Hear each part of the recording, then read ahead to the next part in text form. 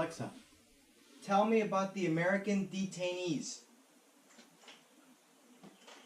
President Donald Trump says Secretary of State Mike Pompeo is on his way back from North Korea with 3 American detainees. Trump says they seem to be in good health. Trump made the announcement on Twitter Wednesday, saying Secretary of State Mike Pompeo is in the air and on his way back from North Korea with the 3 wonderful gentlemen that everyone is looking so forward to meeting.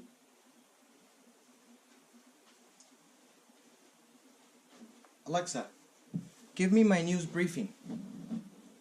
Here's your flash briefing. In NPR News.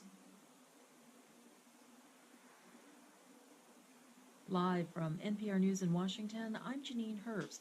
North Korea's state news agency says the country released 3 American prisoners as a response to an official suggestion from President Trump. As NPR's Michelle Kellerman reports, the 3 men are expected to arrive at Joint Base Andrews overnight.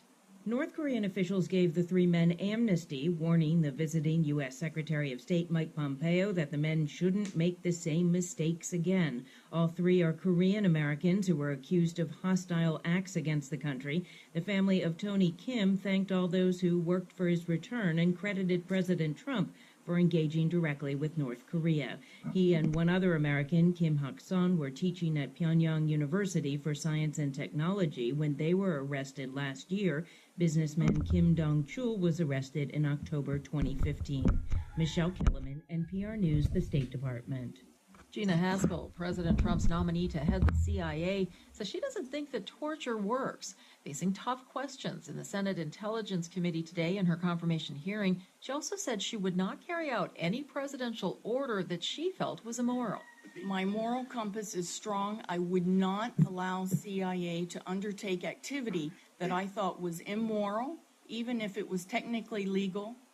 I would absolutely not permit it. Haspel is the current acting CIA director, and if confirmed, she will officially become the agency's first female chief.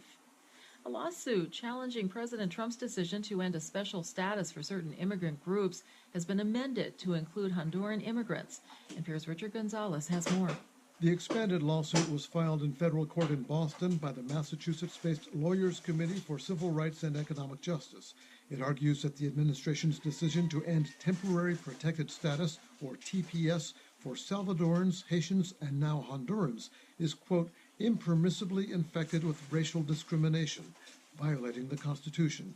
The lawsuit also argues that those affected have been living and working in the U.S. for decades, and their home countries remain dangerous and unstable. The administration has said that temporary protected status was never meant to be permanent. Richard Gonzalez, NPR News.